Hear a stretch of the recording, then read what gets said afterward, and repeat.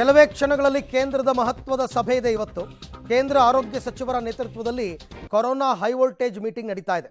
ಎಲ್ಲ ರಾಜ್ಯದ ಆರೋಗ್ಯ ಸಚಿವರು ಮತ್ತು ಕೇಂದ್ರ ಆರೋಗ್ಯ ಸಚಿವ ಮನ್ಸುಖ್ ಮಾಂಡವಿಯಾ ಇವರು ಸಭೆಯನ್ನು ಮಾಡ್ತಾರೆ. ವರ್ಚುವಲ್ ಮೀಟಿಂಗು, ಅಲ್ಲಿಂದನೇ ಮಾತನಾಡ್ತಾರೆ ಅವರೆಲ್ಲರೂ ಕೂಡ.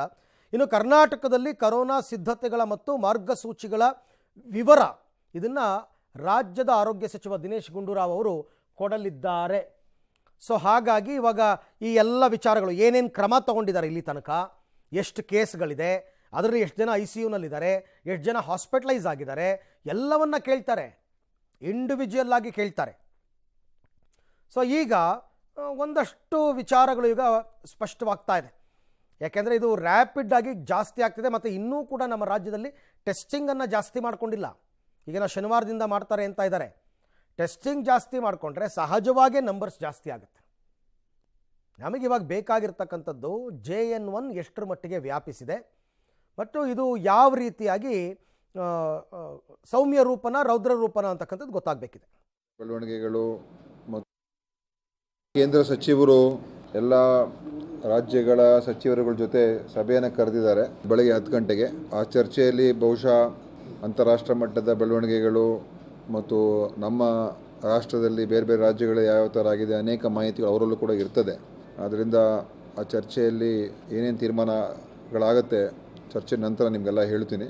ಕೇಂದ್ರ ಸಚಿವರು ಎಲ್ಲ ರಾಜ್ಯಗಳ ಸಚಿವರುಗಳ ಜೊತೆ ಸಭೆಯನ್ನು ಕರೆದಿದ್ದಾರೆ ಬೆಳಗ್ಗೆ 10 ಗಂಟೆಗೆ. ಆ ಚರ್ಚೆಯಲ್ಲಿ ಬಹುಶಃ ಅಂತಾರಾಷ್ಟ್ರ ಮಟ್ಟದ ಬೆಳವಣಿಗೆಗಳು ಮತ್ತು ನಮ್ಮ ರಾಷ್ಟ್ರದಲ್ಲಿ ಬೇರೆ ಬೇರೆ ರಾಜ್ಯಗಳು ಯಾವ ಥರ ಆಗಿದೆ ಅನೇಕ ಮಾಹಿತಿಗಳು ಅವರಲ್ಲೂ ಕೂಡ ಇರ್ತದೆ. ಆದ್ದರಿಂದ ಆ ಚರ್ಚೆಯಲ್ಲಿ ಏನೇನು ತೀರ್ಮಾನಗಳಾಗುತ್ತೆ ಚರ್ಚೆ ಈ ಬಗ್ಗೆ ಕೂಡ ಮತ್ತಷ್ಟು ಮಾಹಿತಿ ನನ್ನ ಕೊಲೀಗ್ ಪವಿತ್ರ ಅವರಿಂದ ಪಡೆಯೋಣ. ಪವಿತ್ರ, ಈಗ ಇವತ್ತಿನ ಸಭೆಯಲ್ಲಿ ರಾಜ್ಯಗಳಿಂದ ಕೇಂದ್ರ ಪಡೆದುಕೊಳ್ತಾ ಇರ್ತಕ್ಕಂಥ ಮಾಹಿತಿ ಏನು? ಎರಡನೇದು, ರೂಲ್ಸ್ ಫ್ರೇಮ್ ಮಾಡೋ ವಿಚಾರದಲ್ಲಿ ಆಯಾ ರಾಜ್ಯಗಳ ವಿವೇಚನೆಗೆ ಬಿಡ್ತಾರಾ ಅಥವಾ ಕೇಂದ್ರವೇ ಏನಾದರೂ ಒಂದಷ್ಟು ರೂಲ್ಸನ್ನು ಇಂಪ್ಲಿಮೆಂಟ್ ಮಾಡ್ತಕ್ಕಂಥ ಸಾಧ್ಯತೆ ಇದೆಯಾ? ಒಂದು, ರಾಜ್ಯಗಳಲ್ಲಿ ಕೇಸ್ಗಳು, ಆಕ್ಟಿವ್ ಕೇಸಸ್ಗಳು ಎಷ್ಟಿದೆ, ಹಾಸ್ಪಿಟಲೈಸೇಷನ್ ಎಷ್ಟಿದೆ ಅನ್ನುವಂತಹ ವಿವರವನ್ನ ಕೇಳ್ತಾರೆ. ಜೊತೆಗೆ ಯಾವ ರೀತಿ ಸಿದ್ಧತೆಗಳನ್ನ ಮಾಡ್ಕೊಂಡಿದ್ದೀರಾ, ಎಷ್ಟು ಬೆಡ್ಗಳನ್ನ ಕೊರೋನಾಕ್ಕಾಗಿ ಮೀಸಲಿಡಿಸಿರುವಂಥದ್ದು, ಜೊತೆಗೆ ಕಿಟ್ಗಳ ವ್ಯವಸ್ಥೆ, ಇವೆಲ್ಲದರ ಮಾಹಿತಿಯನ್ನ ಪಡ್ಕೋತಾರೆ. ಟೋಟಲ್ ಸರ್ವೆಲೆನ್ಸ್ ಯಾವ ರೀತಿ ಇದೆ ರಾಜ್ಯದಲ್ಲಿ ಅನ್ನುವಂತಹ ವಿವರವನ್ನ ಸಚಿವರು ಕೊಡ್ತಾರೆ. ಇನ್ನು ಕೇಂದ್ರದ ಮಾರ್ಗಸೂಚಿಯೇ ಈಗ ಮುಖ್ಯವಾಗಿರುವಂಥದ್ದು. ಒಂದು, ಹೊಸ ವರ್ಷ ಕ್ರಿಸ್ಮಸ್ ಅನ್ನ ಗಮನದಲ್ಲಿಟ್ಕೊಂಡು ಪ್ರತ್ಯೇಕ ಮಾರ್ಗಸೂಚಿಗೆ ಕೇಂದ್ರ ಏನಾದರೂ ಸೂಚನೆಯನ್ನ ಹೊರಡಿಸುತ್ತಾ ಏನು ಅನ್ನುವಂಥದ್ದು. ಯಾಕಂದ್ರೆ ಈ JN1 ಉಪತಳಿ ಏನಿದೆ ಅದು ಬೇರೆ ಬೇರೆ ಕಡೆ ಯಾವ ರೀತಿ ವರ್ತನೆಯನ್ನ ಮಾಡ್ತಾ ಇದೆ, ಏನಾದರೂ ಅದರಿಂದ ICU ಅಥವಾ ಹಾಸ್ಪಿಟಲೈಸೇಷನ್ ಹೆಚ್ಚಾಗುವಂತಹ ಪ್ರಮಾಣದ ಬಗ್ಗೆ ICMR ಅಧ್ಯಯನದ ಬಗ್ಗೆಯೂ ಕೂಡ ಒಂದಿಷ್ಟು ಮಾಹಿತಿಯನ್ನು ಕೊಡಬಹುದು. ಸೊ ಹಾಗಾಗಿ ಇವತ್ತು ಕೇಂದ್ರದ ಸಭೆ ತುಂಬಾನೇ ಇಂಪಾರ್ಟೆಂಟ್. ರಾಜ್ಯ ಸರ್ಕಾರಗಳು ಇನ್ನೂ ಕೂಡ ಕಟ್ಟುನಿಟ್ಟಿನ ರೂಲ್ಸ್ ಅನ್ನ ಏನಾದರೂ ಫ್ರೇಮ್ ಮಾಡಬೇಕಾ ಏನು ಅನ್ನುವಂತಹ ವಿವರ ಕೇಂದ್ರ ಕೊಡುತ್ತೆ. ನಿನ್ನೆ ಕೂಡ ಸಚಿವರು ಅದನ್ನೇ ಹೇಳ್ತಾ ಇದ್ರು, ನಾವು ಆರಂಭಿಕ ಹಂತದಲ್ಲಿ ಒಂದಿಷ್ಟು ಮಾರ್ಗಸೂಚಿಗಳನ್ನು ಇವತ್ತು ಹೊರಡಿಸ್ತೇವೆ, ಆದರೆ ಕೇಂದ್ರ ಯಾವ ರೀತಿ ಹೇಳುತ್ತೆ, ಕೇಂದ್ರ ಏನಾದರೂ ನಿರ್ದೇಶನಗಳನ್ನು ಕೊಡುತ್ತಾ ಏನು ಅನ್ನುವಂಥದ್ದು ನೋಡಬೇಕು. ಬಹುಶಃ ಇವತ್ತು ಕೇವಲ ರಾಜ್ಯ ಸರ್ಕಾರದಿಂದ ಮಾಹಿತಿ ಮಾತ್ರ ಅಲ್ಲ, ಇನ್ನೊಂದಿಷ್ಟು ರೂಲ್ಸ್ ಅನ್ನ ಫ್ರೇಮ್ ಮಾಡೋದಕ್ಕೆ ಸೂಚನೆಯನ್ನು ಕೊಡುವಂತಹ ಸಾಧ್ಯತೆ ಇದೆ.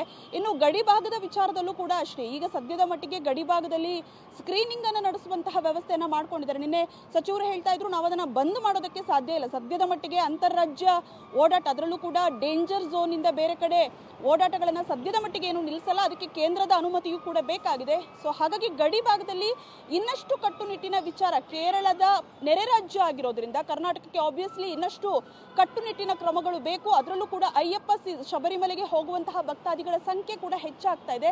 ಸೊ ಹಾಗಾಗಿ ಈ ನಿಟ್ಟಿನಲ್ಲಿ ಕೇಂದ್ರದ ಸಭೆಯಲ್ಲಿ ಒಂದಿಷ್ಟು ಸಲಹೆ ಸೂಚನೆ ಬರುತ್ತೆ. ಅದಾದ ಬಳಿಕ ರಾಜ್ಯ ಸರ್ಕಾರ ಹಾಗೂ ಎಸ್ಪೆಷಲಿ ಬೆಂಗಳೂರಿನಲ್ಲಿ BBMP ಕೂಡ ಯಾವ ರೀತಿ ಸಭೆಯನ್ನು ನಡೆಸ್ತಾರೆ, ಏನ್ ನಿರ್ದೇಶನವನ್ನು ಕೊಡ್ತಾರೆ ಅನ್ನುವಂಥದ್ದೇ ಕಾಯ್ತಾ ಇದ್ದಾರೆ. Aravind. Okay Pavithra, thank you ತಮ್ಮೆಲ್ಲ ಮಾಹಿತಿಗೆ. ಸೊ ಇವತ್ತಿನ ಸಭೆ ಕೇಂದ್ರ ಆರೋಗ್ಯ ಸಚಿವಾಲಯದ ವತಿಯಿಂದ ನಡೀತಾ ಇರ್ತಕ್ಕಂಥದ್ದು ತುಂಬ ಇಂಪಾರ್ಟೆಂಟ್.